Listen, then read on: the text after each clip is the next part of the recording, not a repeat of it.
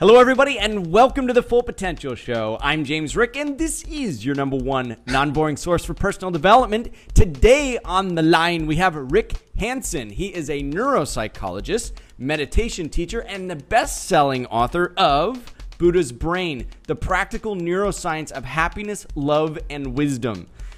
You're going to find all the free gifts and wealth of wisdom that you're going to learn here at buddhasbrain.com. He's got a lot of great stuff on there. And so there's so many free resources you can find there. Rick, thank you so much for being on today's Full Potential Show. Total pleasure. I'm going to try not to be boring. It's okay. It's okay if we're boring. As long as what we're talking about is interesting, we get away with it. You see how that works? All right, so let's dive right in and let's talk. First of all, where did the inspiration behind Buddha's Brain come into play? I'm a practical guy, been married a long time, got 2 kids, nearly young adults, and a business background too. So in the real world, I think it's so important these days when people feel pushed around by so many things that are so powerful that in at least one corner of their life, they've got some power themselves. And that's the power of what we do inside the 3 pounds of tofu inside the coconut. So what turned me on is to use a combination of both Eastern wisdom and hardcore Western science to give people practical tools. That's what my book is all about. It's a toolbox of practical things regular people can do in daily life based in science to use their mind alone to change their brain for the better, which changes their mind for the better over time. Now, that's what got me excited. What inspired this, Rick? I mean, let's start back. I mean, a little bit about your story. I mean, when you're starting out and you're beginning this journey, what inspired you to say, I'm going to combine this, these Western principles, these Eastern principles, and turn this into Buddha's Brain? Where did it start? When I was a wee tyke a long time ago, no, seriously, I actually had a deep sense that things could be a lot happier than they really were. I grew up in a fairly nice family, but in my family and also around me and in kids' school, and then looking out at all these adults that seemed to be grumpy and stressed and bummed and irritable all day long, I just felt in my heart things could be better. And then as I got older, moved into psychology, I'm a clinical psychologist, and also learned about the brain and was exposed to meditation and Eastern practices, it became clearer and clearer to me that people really needed practical tools that were not airy-fairy, they were not, real woo-woo, but were really grounded, based in science that they could use. I started using them more and more in my own life starting around 10, 15 years ago. This happened at the same time as there's been an explosion of knowledge in science about what's happening inside the brain, the most important and powerful organ in our entire body. And so when that new science came together with my we're going way back into childhood desire to help people be happy in regular life, that's what really came together for me in doing the book. So what's some of the new science that really is starting to bring it together? What are they realizing that you knew all along, Rick? Well, I don't know if I knew it all along. I think people have known all along in terms of psychology or spiritual practice what makes a difference. But in a certain way, we've been kind of shooting in the dark because we haven't known what's actually happening inside the black box of the brain. It's sort of like learning how to operate a computer hit and miss, with no pull-down menus and no operating manual and nobody to show you what it can do. You can kind of figure stuff out, but it's really great to have some sense of what's going on inside. So, for example, one of the great findings is that little things gradually change the brain over time for better or worse. For example, people who learn how to drive a taxi in London, at the end of their training have a thicker brain in a part called the hippocampus, which does visual-spatial memory. People who meditate develop a thicker brain in parts that control attention and also parts that are involved in both self-awareness and empathy for other people. It's a little bit like working out. Actually, it's a lot like working out. If you do certain kinds of things, you'll build up the muscles that do those things. And when you build up those muscles, then you have more capacity, more function. And that's an amazing discovery, really. It just validates the idea that the brain is not set from birth. And, that was the old model. The brain is this blank slate and it kind of learns along the way. And I was told you're going to lose brain cells and then that's it. They don't regenerate. Now they're learning not only do they regenerate, but that they also are recruited for these skill sets that you learn that make you more powerful in whatever it is that you're doing. And so you're saying it could be a taxi cab driver, it could be anything, but whatever you do as a routine, and this is something I'm big on when I talk about full potential, whatever you do as a routine, your brain comes to your aid to strengthen and make you better at it, right? Yeah, completely exactly right. And part of the important point here is to appreciate, we evolved starting in effect like a kind of an insect, and then a lizard, and then a little rat, and then a monkey, and then a caveman or cavewoman, and then modern human brain.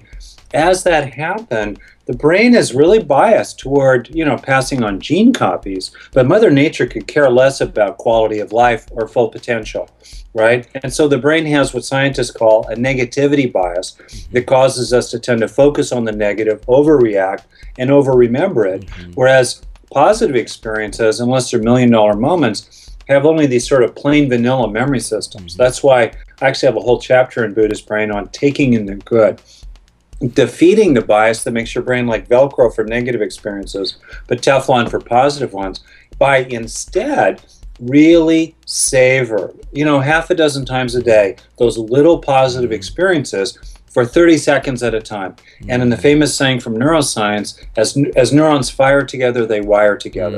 So you want to get a lot of neurons really firing together so they start wiring together and weave those resources into the fabric of your brain and yourself. And in that little way, half a dozen times a day, you can defeat the negativity bias, you can level the playing field, and you can weave resources into yourself both to feel good and energize your full potential, both for yourself and to make this world a better place. So if you're hearing this right now, I want you to hear the brilliance of what you're saying, Rick, and that is that the brain is wired for negativity. That's what makes it so difficult to be positive, because that is what brings you closest to survival. The brain, the sole job of nature, which is indifferent to your happiness as an individual. It's indifferent. It doesn't care either way. What it does care about is that the genes survive and that they do replicate and that life goes on. That's what they care about. Whether you're happy along the way, it's indifferent. When you recognize that that is the operating system of nature and that you're just part of that operating system, then, like you said, you can be conscious as an individual and say, you know what, brain, I'm going to savor this moment. This is a little thing in my day that I'm going to appreciate. I'm going to savor it. And as you consciously choose to savor those little moments, you start wiring and firing these things together. So you rewire your brain to be more appreciative and more happy than it would be if you just let nature run its course. And it's brilliant because you're changing the makeup of the brain to be happier and more appreciative. Well, it's totally true, and it's grounded in science. It's rooted in and it embodies a kindness to yourself. I've often been struck, I'm sure you have too, by how many people are nice to other people, but really mean or indifferent to themselves, And as they say in the airlines, put your own oxygen mask on first. It's out of taking care of ourselves and building up resources and achieving our own full potential over here that we become more able to help them over there. We have to be in those resourceful, not only mental states, but emotional states. Otherwise, yeah, and being nice with somebody, we all know those people that have been nice, but they weren't really, like, we sense they were being nice because maybe they had to if they were going to get a tip or something. Yeah. What you're talking about is coming from that genuinely authentic, real place of feeling good about yourself, feeling good emotionally, feeling good about your mental space, so that when you go out into the world and you interact with others, you're just coming from a place of fullness. It's not forced. That's right. You're not doing it to get anything out of it. That's a more enjoyable place to be. That's great. Exactly right. And as a lot of studies have shown, as people's own cup starts to runneth over, as it were, they're naturally inclined to be more patient, more able to turn the other cheek if it's appropriate. They're also more able to be strong, to speak truth to power, and they're also able to be strong without falling into, massive amounts of anger, cruelty, and whatnot. Yeah, I'll tell you a couple other things that really pop out for me, knowing more about how the brain has evolved. One is to appreciate that the original emotion was fear. Rule one in the wild is eat lunch today, don't be lunch today, So we've developed a real sensitivity to threats and a tendency to have an ongoing kind of quiet background trickle of anxiety in us, such that we tend to presume that the world is always in a kind of threat level orange, when in fact it's really not. It's more like threat level chartreuse, a swimming pool of green with a pin drop of yellow. It would depend if you asked George Bush. That's why it's important to... Terror warning level orange today. Yeah. Well, the default setting of the brain is to feel scared, and then sure, there are a lot of times throughout history, and we're not immune to this, that groups will try to hold on to or gain political power by playing on fear, because we're very vulnerable to fear. Very vulnerable to fear. And again, this is the predisposition of the mind. This is how we survive, because if we are in constant fear, we're in constant alert, we're aware of threats, we're going to be safer, although, it's not enjoyable. But again, nature is indifferent to your personal enjoyment as long as the genes survive and they replicate. So you're working with this and you're saying, okay, if the brain is predispositioned to be in fear mode and to be in threat mode, how do you, as an individual, recognizing this fact, work through that? Exactly right. So, sure, it's important to see the real tigers in the bushes, and if I may be forgiven a political comment since you did bring up George Bush, if you're sitting in your ranch on vacation in August in 2011 and you get a briefing paper that says Obama, Al-Qaeda determined to attack the United States, including potentially by flying airplanes into office buildings, hello, that might be a real tiger to pay attention to. So, and on a smaller scale, of course, in our own lives, we have tigers to pay attention to, whether it's, not seeing the dentist often enough, or not exercising, or drinking too much, or you got a teenager who's growing marijuana in the attic, stuff like that. You got to be careful about it. For some, that might not be a bad thing. That might not be a Yeah. It depends on what state you're in. My point is that... on the other hand, we're biased toward, paper tiger paranoia. We're biased to overestimating threats, underestimating resources, and underestimating opportunities. All right? That's the default setting, and then it becomes the new normal. It's like the water we swim in, like the fish that doesn't know it's wet. So for me, the correction is to routinely challenge your personal sense of being threatened, routinely take in the good, like I talked about, of feeling stronger and safer. For example, noticing that you're all right now. Maybe you weren't okay in the past, maybe you won't be okay in the future, but right now you're actually all right. Okay? And also to really try to internalize a felt sense of being cared about. Because the social aspects of this, the interpersonal aspects of this, are critical. As we evolved, exile on the Serengeti was a death sentence. We really needed to feel included and loved and cared about. A lot of people don't have a strong sense of that. That's why, based on real things, not positive thinking or rose-colored glasses, based on real things, you want to internalize a sense of being cared about, because that's a very important basis for feeling good in general, but also in particular for dealing with this paper tiger paranoia and developing more of a sense of strength. So you're not so threatened. The last thing I'll say that's been a takeaway for me has been to be a lot more thoughtful about how I'm needlessly being a threat for other people. In other words, what little things am I doing in my tone, in the words I'm using, in my body language, in whatever, that make other people feel a little uneasy around me. I think of the Buddha saying, give no person cause to fear you. Give them cause to expect that, you're going to fire them if they don't come to work on time, or they aren't going to get their dessert if they don't do their homework or something like that. But, we don't need to, I've had a lot more compassion about this, I guess, just appreciating how scared people are and how much, through little things, without walking on eggshells, without being a doormat, we can kind of, relieve the fears of other people, which frankly is enlightened self-interest, because then they become a lot easier to work with, live with, sleep with, etc. So true. I mean, I want to reiterate some of your main points before we wrap up today's show and then get your final thoughts. What I understand is that, people need to be aware that the brain has evolved in some really tumultuous times, and that we're predispositioned for survival. We're hardwired to value things that are safe and that are secure, and that one of the best mechanisms that we have to ensure our survival and safety is this pre-wiring for threats and caution. And with that, we are fighting against it to be happy. We are fighting against our own hardwiring to be happy, and the best way to be happy is to recognize that all that earlier wiring has gotten you to where you are. It allowed your genes to survive so that you are where you are today. And now, where times aren't as tumultuous, now it's time to say, how can I be more appreciative? How can I be happier in my current situation, knowing that I have this kind of old wiring still going on? And like you said, you can rewire it. You can, by just everyday little things, you can rewire it. So these are some key things to keep in mind. And then we go into about threats, having compassion for others and realizing that because they're all pre-wired that way, they're all pre-wired for little things to cause threats. Have compassion so that you're not intimidating when it's unnecessary. When you're not creating threats because it's unnecessary, you actually open the doorway for a free exchange of information and a way to connect on a higher level. Whereas I think so much of the conflict today is because one person's threatening another. You have billions of dollars go into defense budget spending because they're threatened, or they preemptively strike because they're threatened. And yes, we acknowledge the real tigers, like you said. We acknowledge the real threats, but we realize that in most cases, we're scared of our own shadows because we're pre-wired to do that. And once we recognize that, we can start living a fuller, and happier life.